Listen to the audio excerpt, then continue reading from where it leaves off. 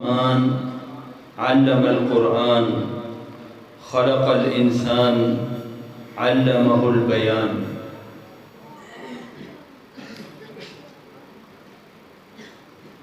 انتہائی معزز محترم واجب الاحترام امیر ضلع عزت مآب فضیلت الشیخ استاذی مکرم حضرت مولانا محمد شفیع صاحب اور ان کی پوری کابینہ ماشاءاللہ، جو کہ ضلع کے اور تحصیل کے ذمہ داران، آج اللہ کے فضل و کرم سے ہم سب حافظ عبدالستار قمر حفظہ اللہ تعالی کی دعوت پر اس مقام پر جو اکٹھے ہوئے ہیں، اللہ رب العالمین ہم سب کا آنا اس مقام پہ قبول اور منظور فرمائے۔ واجب الاحترام سامعین اعظام، اللہ رب العالمین آپ کو خیرات برکات سے نوازے۔ آپ نے بھی اپنے اپنے اوقات کو قیمتی بنایا ہے کہ آپ اہل علم کی باتیں سننے کے لیے تشریف لائے ہیں۔ اللہ تعالیٰ آپ کا آنا بھی قبول اور منظور فرمائے۔ آج کے اس پروگرام کا جو پیش خیمہ تھا وہ اللہ کے فضل اور کرم سے کوئی تقریباً 2-2.5 ماہ پہلے اسی مسجد میں اللہ کی توفیق سے ایک پروگرام، بڑا پروقار پروگرام منعقد کیا گیا تھا، اور اس پروگرام میں حاضری کی سعادت مندی مجھے اللہ کے فضل و کرم سے نصیب ہوئی تھی، اس حوالے سے کہ اس پروگرام کا آغاز کیا جائے۔ اور پروگرام یہ تھا کہ سورہ یاسین، اس کے بارے میں یہ ہے کہ یہ قرآن مجید کا دل ہے، تو حافظ عبدالستار قمر حافظہ اللہ تعالیٰ نے اچھی سوچ سوچی کہ کیوں نہ دل سے آغاز کیا جائے، کہ دل کی بات دل سے جب ادا ہوگی تو اللہ رب العالمین نے اس کے اندر ضرور خیر اور برکت نازل فرمائے گا۔ نتیجہ یہی نکلا الحمدللہ۔ تب ہی یہ اعلان کر دیا گیا تھا کہ سورہ یاسین کا ترجمہ مکمل ہونے پر اللہ کے فضل اور کرم سے اس کا امتحان ہوگا، اور امتحان میں پوزیشنیں حاصل کرنے والوں کو انشاءاللہ قیمتی انعامات سے نوازا جائے گا۔ آج احباب بھی اپنی نظروں میں اپنے سامنے دیکھ رہے ہیں کہ قیمتی انعامات ٹرافیز کی شکل میں، انعامات کی شکل میں، کتب کی شکل میں اور رقوم کی شکل میں الحمدللہ بالکل تیار ہیں۔ جزائے خیر عطا فرمائے اللہ تعالیٰ حافظ عبدالستار قمر صاحب کو۔ انہوں نے وہ وعدہ جو اسی مسجد میں بیٹھ کے اپنے ہونے والے طلباء اور جماعتی احباب سے میری موجودگی میں کیا تھا، اللہ رب العالمین نے اس وعدے کو وفا کرنے کی ان کو توفیق عطا فرمائی۔ یہ اللہ تعالیٰ کا شکر ہے، ہم سب کو اس کے اوپر الحمدللہ رب العالمین کہنا چاہیے۔ احباب گرامی قدر، کثیر تعداد میں علماء کرام اور مشائخ اعظام کی موجودگی میں کچھ زیادہ وقت لینا میں بھی کبھی بھی مناسب نہیں سمجھا کرتا، لیکن یہ ضرور ہوتا ہے کہ اللہ کی توفیق سے جہاں موقع ملے کتاب و سنت کی آبیاری کے لیے اللہ تعالیٰ توفیق دے دے کہ اس میں انسان حصہ دار بن جائے، کہ یہی حصہ روز قیامت کو ہمارے لیے بارگاہ الہی میں رفعت درجات کا اور بارگاہ الہی میں بخشش اور مغفرت کا اور ہمارے والدین کے لیے صدقہ جاریہ کا باعث بن جائے۔ وما توفیقنا الا باللہ، یہ سب اللہ تعالیٰ کی توفیق سے ہی ممکن اور میسر ہو سکتا ہے۔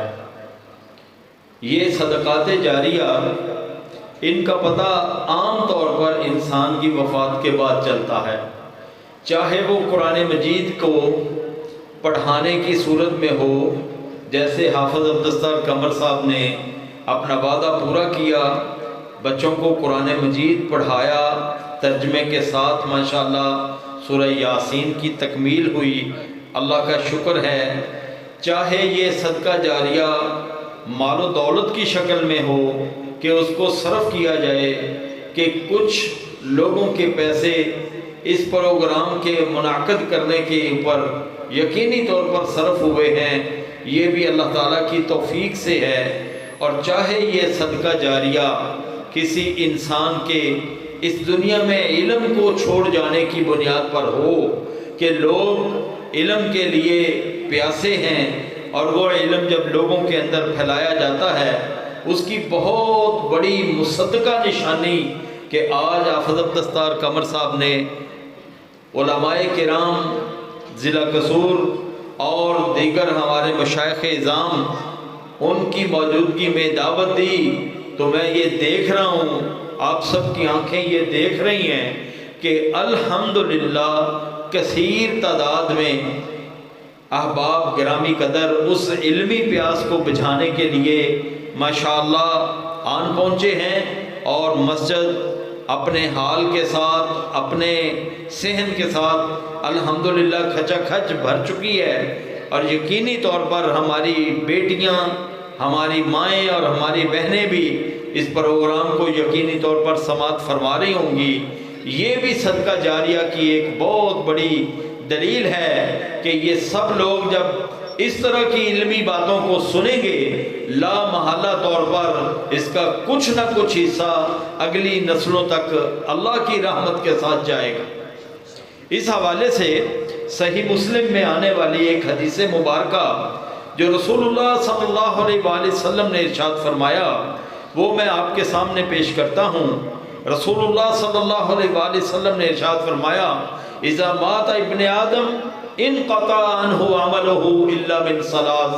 آدم کا بیٹا جب فوت ہو جاتا ہے، یعنی اس دنیا سے جب انسان رخصت ہو جاتا ہے، تو اس کا وہ سلسلہ جو نیکیاں کمانے کا، جو اس کی زندگی کے اندر اس کا اکاؤنٹ اللہ کی بارگاہ میں جاری ہو چکا ہوتا ہے، اس کی وفات کے ساتھ اس کا وہ اکاؤنٹ، نیکیوں کا وہ سلسلہ جو جاری تھا، وہ یکدم رک جاتا ہے، اکاؤنٹ بند ہو جاتا ہے۔ رسول اللہ صلی اللہ علیہ وسلم نے ارشاد فرمایا، الا من ثلاث، البتہ تین چیزیں، تین کام، تین نیکیاں، ان کا سلسلہ ایسا جاری رہتا ہے کہ وہ بند نہیں ہوتا۔ میں یہ گزارش کروں گا کہ دل کی آنکھوں کے ساتھ اس کو دیکھ کر اور دل کے کانوں کے ساتھ اس حدیث مبارکہ کو سماعت کر کے اور اپنے اپنے لیے بہترین سنگ میل اختیار کر کے اور بہترین رہنمائی حاصل کر کے کوشش کی جائے کہ اللہ رب العالمین ہمیں بھی اسے سن کر عمل کی توفیق عطا فرمائے۔ رسول اللہ صلی اللہ علیہ وسلم نے ارشاد فرمایا، پہلا وہ شخص ہے جو اس دنیا میں کوئی صدقہ جاریہ چھوڑ جاتا۔ صدقہ جاریہ کیا ہے؟ اس کی مثال یہ کسی نے مسجد بنوائی ہے، بنوانے والے ہو سکتا ہے اس دنیا سے ان میں سے بعض چلے گئے ہوں، لیکن یہ صدقہ جاریہ موجود ہے۔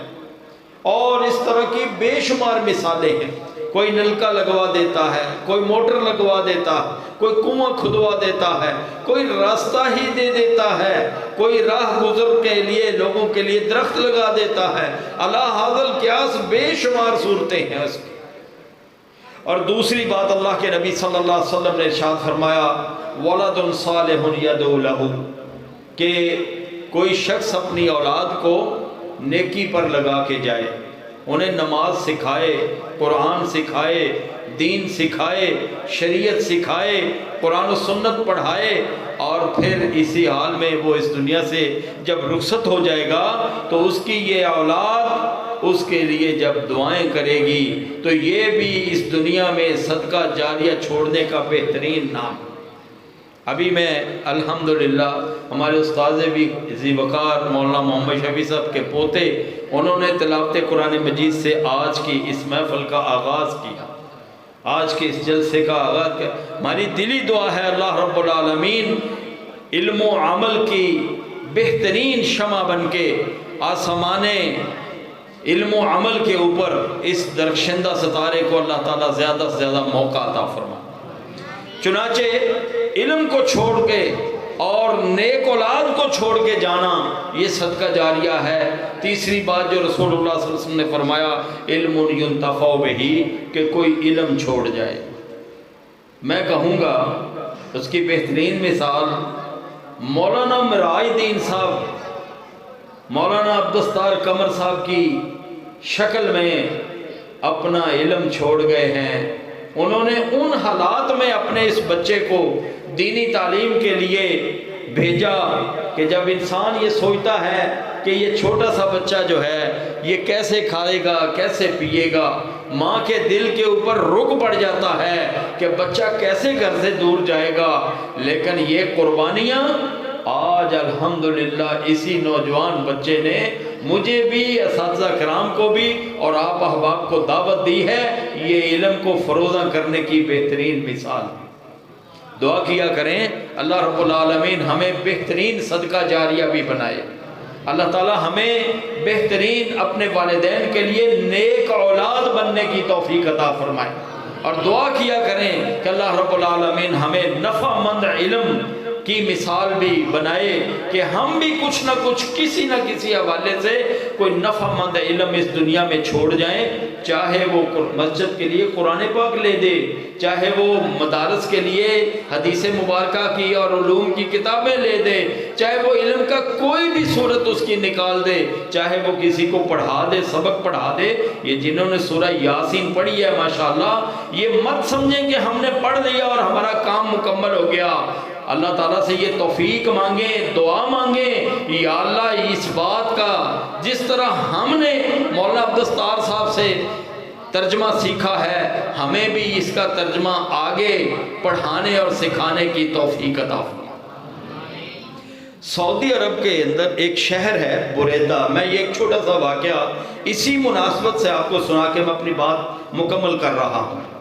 سعودی عرب کو اچھی طرح جاننے والے لوگ بہت اچھی طرح جانتے ہیں، ایک بڑا مشہور شہر ہے بریدہ اس کا نام۔ اس شہر کے اندر قدیم شہر ہے، ایک خاتون گزری ہے جس کا نام تھا منیرہ، ہمارے ہاں اس کو ذرا پنجابی منیرہ کہہ لیتے ہیں، لیکن عربی زبان میں منیرہ اس کا نام تھا اس خاتون کا۔ میں نے اس کا یہ واقعہ پڑھا جو آپ کو سنانے لگا ہوں، اور اس واقعے کے اندر میرے لیے بھی آپ کے لیے بھی بڑا سبق اور بڑی عبرت موجود ہے۔ واقعہ یوں ہے کہ نگارش کرنے والوں نے لکھا ہے کہ جب اس خاتون کی وفات کا وقت قریب آیا، اس نے اپنے بھائی کو بلایا اور اس سے کہا کہ یہ میرا کچھ زیور ہے، میری وفات کے بعد اس زیور کو بیچنا، اور اگر ممکن ہو تو اسی محلے میں یا اسی شہر میں کسی جگہ پر ایک دکان پرچیز کر لینا، اس زیور سے ایک دکان خرید لینا، چھوٹی ہو یا بڑی ہو جیسے بھی، اور اس دکان کو کرائے پہ دینا۔ وہ جو کرایہ حاصل ہوگا اس دکان سے، تو اس کرائے سے ضرورت مندوں کی ضرورت پوری کرتے رہنا، ہر مہینے کرایہ ملے گا، اور وہ میری طرف سے انشاءاللہ صدقہ جاریہ ہوگا، اور تم ضرورت مندوں کے اندر، حاجت مندوں کے اندر، بیواؤں کے اندر، اور وہ لوگ جو کسی بھی ضرورت والے ہیں ان کے اندر جس قدر تیرے پاس گنجائش موجود ہو اس کرائے سے ان کی ضرورتیں پوری کرنا۔ بھائی کو بھی اللہ تعالیٰ جزا دے، اس نے بہن کی بات کی، وفا دکھائی، اس نے بہن کی وفات کے بعد اس کا زیور بیچا۔ اللہ کا کرنا ایسا ہوا کہ ایک دکان واقعی اس سے مل گئی، وہ دکان اس نے کرائے پہ چڑھا دی۔ اس کا کرایہ اس دور میں ملتا تھا صرف 12 ریال. وہ 12 ریال جس زمانے اور جس دور کی، یہ کوئی تقریباً 150 سال پرانا واقعہ ہے یا اس سے بھی کم، تو وہ پیسے ملتے، وہ ضرورت مندوں کی ضرورت پوری کرتا چلا جاتا. آہستہ آہستہ حالات بدلے، کرایہ بھی بڑھتا چلا گیا، ضرورت مندوں کی ضرورت بھی پوری ہوتی چلی گئی. کرتے کرتے یہ سلسلہ اس سے اگلی نسل میں بھی چلا گیا، پھر اس سے اگلی نسل میں بھی چلا گیا، اور 100 سال گزرنے کے بعد اس عورت کی وہ دکان اور اس سے ملنے والا کرایہ وہ بے شمار ضرورت مندوں کی ضرورتیں پوری کرتا چلا گیا. اور آپ سوچیں کہ اس کا کتنا صدقہ جاریہ بن گیا ہوگا. 100 سال کے بعد ایک واقعہ ہوا. واقعہ یہ ہوا کہ بریدہ شہر کی انہوں نے، انتظامیہ نے ذرا اس کی طرف توجہ کی، اس کی سڑکیں، اس کی چیزیں ان کو بہتر کیا، تو طے یہ پایا کہ جو بریدہ شہر کی جامع مسجد ہے اس کی توسیع کی جائے. جب اس کی توسیع کی جانے لگی تو وہ دکان جو اس منیرہ نامی خاتون کی دکان تھی، وہ دکان اس مسجد کے اندر آ رہی تھی، مسجد کی توسیع کی جانی تھی. سعودی گورنمنٹ کے بارے میں ہم بھی عموماً سنتے رہتے ہیں کہ ماشاءاللہ اس کے حکمران، اللہ تعالیٰ ان کو ہدایت پر قائم رکھے اور نیکی کی زیادہ توفیق دے. اس سے پہلے تو اس طرح کے سلسلے بہت ہی زیادہ رہے. انہوں نے اس خاتون کی اس دکان کی قیمت لاکھوں ریال لگا دی. کئی لاکھ ریال اس دکان کی قیمت مل گئی حکومت کی طرف سے. چنانچہ جو اس دور میں اس کے متولی تھے، اس کے سرپرست تھے، انہوں نے تھوڑا دور ہٹ کر 2-3 فلیٹ خرید لیے اور اس کے اندر 5-8-10 دکانیں خرید لیں. چنانچہ اس منیرہ نامی عورت کا وہ صدقہ جاریہ اتنا بڑھ گیا کہ اب اس کی آمدن سے لاکھوں ریال ماہانہ صرف ہونے لگے. اب آپ ذرا تھوڑا سا، بس یہ واقعہ ختم، آپ اس کو ذرا سوچ لیں. آج بھی ہماری مائیں عام طور پر اس دنیا سے جب رخصت ہوتی ہیں تو وہ پھر اپنا وہ زیور وہ بیٹی کو سونپ جاتی ہیں، نواسیوں کو سونپ جاتی ہیں، یا کسی کو سونپ جاتی ہیں. کچھ ہی مدت کے بعد وہ زیور گڑ گڑا کے ختم ہو آ جاتا ہے. ایک آدھ نسل تک چلتا ہے اور اس کے بعد وہ اس کی یوزیج تقسیم ہو جاتی ہے اور وہ یوں کہہ لیں کہ کسی کام کا نہیں رہتا. آفرین ہے اس منیرہ نامی عورت پر.